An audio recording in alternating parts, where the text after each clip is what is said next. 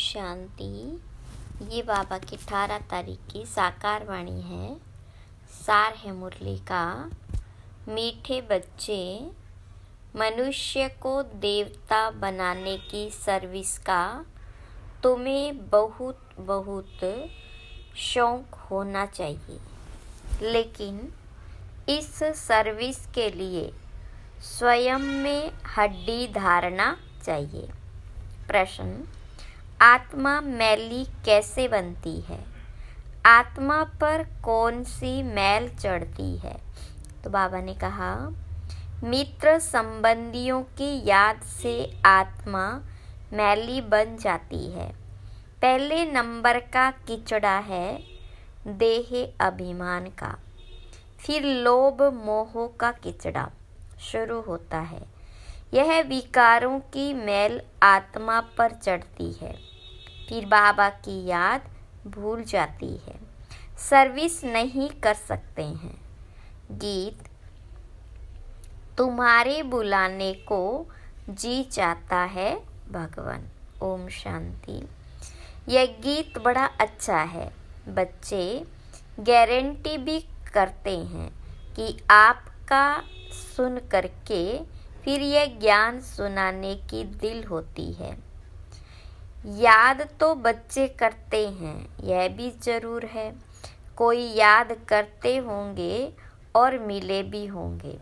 कहा जाता है, कोटों में कोई आकर के यह वर्षा लेते हैं।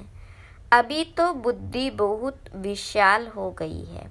जरूर 5000 वर्ष पहले भी बाबा राजयोग सिखलाने आया होगा। पहले तो यह समझाना है कि नॉलेज किसने सुनाई थी, क्योंकि यही बड़ी भूल है। बाबा ने समझाया है, सर्वशास्त्रमयी शिरोमणि गीता है। भारतवासियों का शास्त्र, सिर्फ मनुष्य यह भूल गए हैं। सर्वशास्त्रमयी गीता किसने गाई और उससे कौन सा धर्म स्थापन हुआ? बाकी गाते जरूर हैं, हे भगवान आप आओ।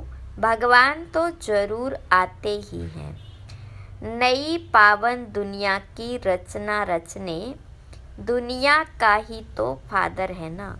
भक्त गाते भी हैं, आप आओ तो सुख मिले या शांति मिले। सुख और शांति दो चीजें हैं।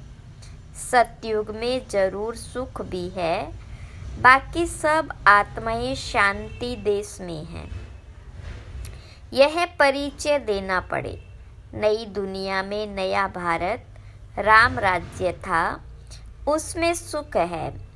तब तो राम राज्य की महिमा है, उसको राम राज्य कहते हैं, तो इनको रावण राज्य कहना पड़े, क्योंकि यहाँ दुख है वहाँ सुख है। बाबा आकर सुख देते हैं, बाकी सबको शांति धाम में शांति मिल जाती है। शांति और सुख का दाता तो बाप है ना। यहाँ है अशांति दुख, तो बुद्धि में यह ज्ञान टपकना चाहिए। इसमें अवस्था बड़ी अच्छी चाहिए। ऐसे तो छोटे बच्चों को भी सिखलाया जाता है, परंतु अर्थ तो समझा न सके। इसमें हड्डी धारना चाहिए, जो कोई फिर प्रश्न पूछे तो समझा भी सके। अवस्था अच्छी चाहिए, नहीं तो कभी देह अभिमान में, कभी क्रोध मोह में गिरते रहते हैं। लिखते भी हैं, बाबा आज हम क्रोध में गिरा, आज हम लोभ में गिरा। अवस्था मजबूत हो जाती है तो गिरने की बात ही नहीं रहती। बहुत शौक रहता है मनुष्य को देवता बनाने की सर्विस करें। गीत भी बड़ा अच्छा है। बाबा आप आएंगे तो हम बहुत सुखी हो जाएंगे।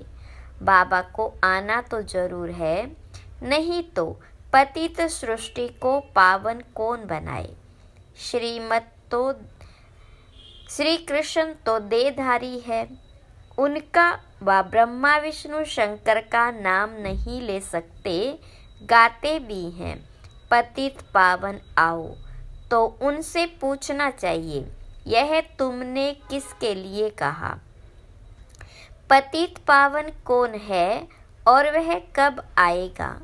पतित पावन वह है, उनको बुलाते हो तो जरूर यह पतित दुनिया है। पावन दुनिया सतयुग को कहा जाता, पतित दुनिया को पावन कौन बनाएंगे। गीता में भी है, बरोबर भगवान ने ही राजयोग सिखाया और इन विकारों पर ही जीत पाई। काम महाशत्रु है। पूछना पड़ता है कि यह किसने कहा कि मैं राजयोग सिखलाता हूँ। काम महाशत्रु है। यह किसने कहा कि मैं सर्वव्यापी हूँ।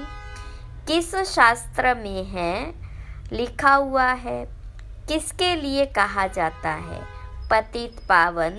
क्या पतित पावनी गंगा है या और कोई है। गांधी जी भी कहते थे पतित पावन आओ।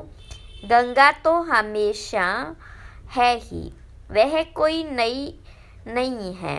गंगा को तो अविनाशी कहेंगे, बाकी सिर्फ तमोगुणी तत्व बन जाते हैं तो उनमें चंचलता आ जाती है, बाढ़ कर देते हैं, अपना रास्ता छोड़ देते हैं। सतयुग में तो बड़ा रेगुलर सब चलता है, कम जास्ती बारिश आदि नहीं पड़ सकती, वहाँ दुख की बात नहीं। तो बुद्धि में यह रहना चाहिए कि पतित पावन हमारा बाबा ही है।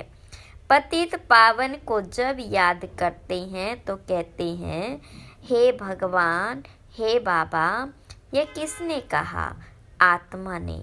तुम जानते हो पतित पावन शिव बाबा आया हुआ है।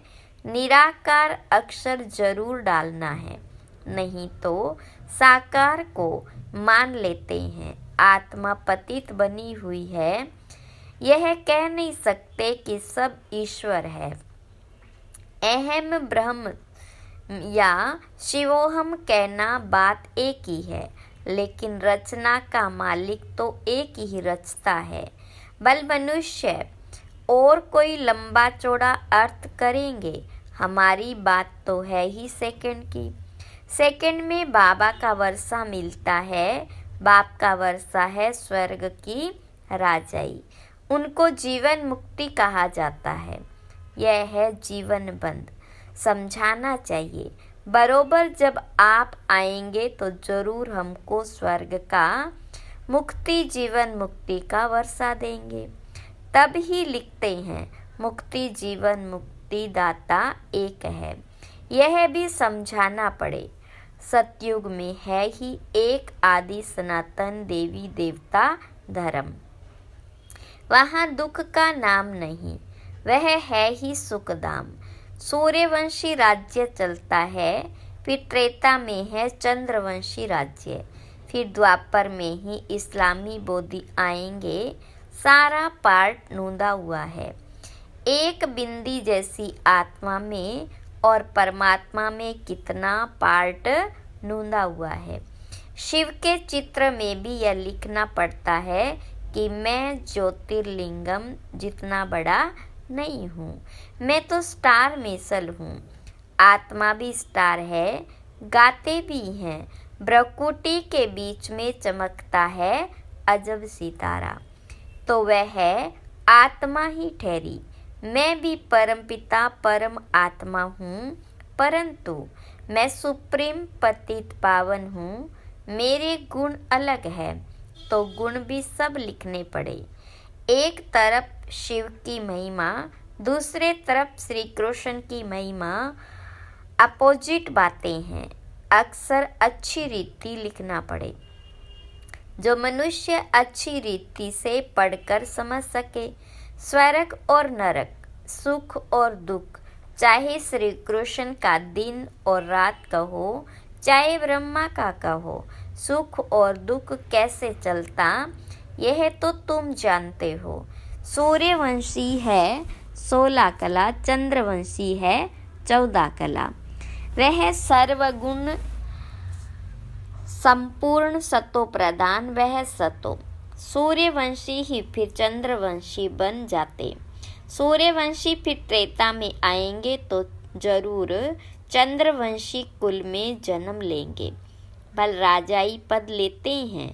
यह बातें बुद्धि में अच्छी रीति बैठानी चाहिए। जो जितना याद में रहेगा, देही अभिमानी होगा तो धारणा होगी। वह सर्विस भी अच्छी करेंगे। स्पष्ट कर किसको सुनाएंगे। हम ऐसे बैठते हैं, ऐसे धारणा करते हैं, ऐसे समझाते हैं, ऐसे ऐसे विचार सागर मंथन करते हैं औरों को समझाने के लिए। सारा समय विचार सागर मंथन चलता रहेगा। जिनमें ज्ञान नहीं उनकी बात तो अलग है। धारणा नहीं होगी। धारणा होती है तो सर्विस करनी पड़े। अभी तो सर्विस बहुत बढ़ती जाती है। दिन प्रतिदिन महिमा बढ़ती जाएगी। फिर तुम्हारी प्रदर्शनी में भी कितने आएंगे, कितने चित्र बनाने पड़ेंगे। बहुत बड़ा मंडप बनाना पड़े। यूं तो इसमें समझाने के लिए एकांत चाहिए। हमारे मुख्य चित्र है ही झाड़ गोला, और यह लक्ष्मी नारायण का चित्र। राधे कृष्ण के चित्र से इतना समझ नहीं सकते कि यह कौन है। इस समय तुम जानते हो कि हमको अब बाबा ऐसा पावन बना रहे हैं। सब तो एक जैसे संपूर्ण नहीं बनेंगे। आत्मा पवित्र होगी, बाकी ज्ञान थोड़े ही सब धारण करेंगे। धारणा नहीं होती तो समझा जाता है यह कम पद पाएंगे। अभी तुम्हारी बुद्धि कितनी तीक्ष्ण हो गई है। नंबरवार तो हर क्लास में होते ही हैं। कोई तीखे कोई ढीले, यह भी नंबरवार है। अगर कोई अच्छे आदमी को 3rd ग्रेड समझाने वाले मिल जाए तो वह समझेंगे यहाँ तो कुछ है ही नहीं। इसलिए पुरुषार्थ किया जाता है कि अच्छे आदमी को समझाने वाला भी अच्छा दिया जाए। सब तो एक जैसे पास नहीं होंगे। बाबा के पास तो लिमिट है। कल्प कल्प इस पढ़ाई की भी रिजल्ट निकलती है। मुख्य 8 पास होते हैं, फिर 100, फिर है 16,000, फिर प्रजा। उनमें भी साहूकार गरीब सब होते हैं। समझा जाता है इस समय यह किस पुरुषार्थ में है, किस पद को पाने लायक है। टीचर को पता तो पड़ता है। टीचर्स में भी नंबरवार होते। कोई टीचर अच्छा है तो सब खुश हो जाते कि यह पढ़ाते भी अच्छा है, प्यार भी अच्छा करते हैं। छोटे सेंटर को बड़ा तो कोई बड़ा टीचर ही बनाएगा ना। कितना बुद्धि से काम लेना पड़ता है। ज्ञान मार्ग में अति मीठा बनना है। स्वीट तब बनेंगे जब मीठे बाबा के साथ पूरा योग होगा तो धारणा भी होंगी। ऐसे मीठे बाबा से बहुतों का योग नहीं है, समझते ही नहीं। गृहस्थ व्यवहार में रहते बाबा से पूरा योग लगाना है। माया के तूफान तो आएंगे ही। कोई को पुराने मित्र संबंधी याद आएंगे, कोई को क्या याद पड़ता रहेगा। तो मित्र संबंधियों आदि की याद आत्मा को मैला कर देती है। किचड़ा पड़ने से फिर घबरा जाते हैं। इसमें घबराना नहीं है, यह तो माया करेगी। किचड़ा पड़ेगा ही हमारे ऊपर। होली में किचड़ा पड़ता है ना। हम बाबा की याद में रहे तो किचड़ा नहीं रहेगा। बाबा को भूले तो पहला नंबर दे अभिमान का किचड़ा पड़ेगा। फिर लोभ मोह आदि सब आएंगे। अपने लिए मेहनत करनी है।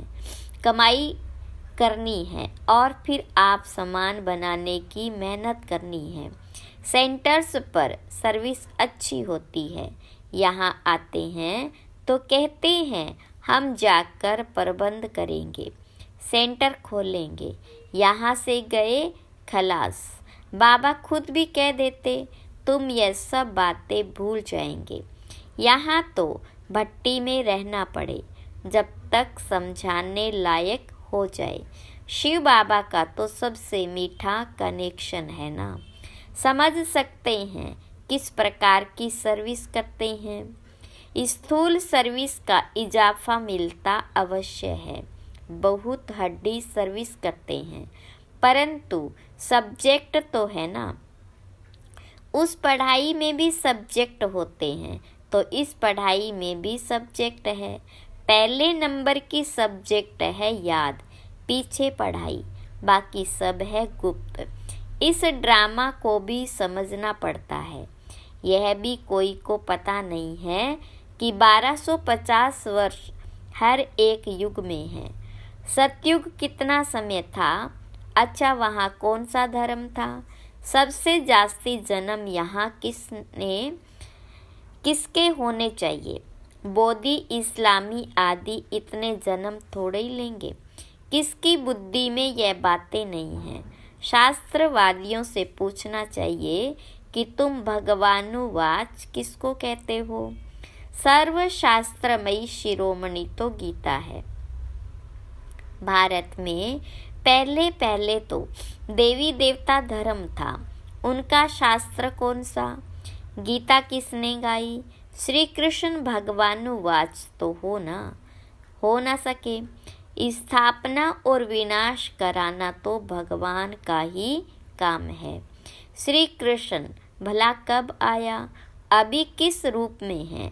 शिव बाबा के अपोजिट श्री कृष्ण की महिमा जरूर लिखनी पड़ेगी। शिव है गीता का भगवान, उनसे श्री कृष्ण को पद मिला। श्री कृष्ण के 84 जन्म भी दिखाते हैं। पिछाड़ी में फिर ब्रह्मा का एडॉप्टेड चित्र भी दिखाना पड़े। हमारी बुद्धि में जैसे 84 जन्मों की माला पड़ी हुई है, लक्ष्मी नारायण के भी 84 जन्म जरूर दिखाने पड़े। रात को विचार सागर मंथन कर और ख्याल चलाना पड़ता है। सेकंड में जीवन मुक्ति मिलती है। इसके लिए हम क्या लिखें? जीवन मुक्ति माना स्वर्ग में जाना।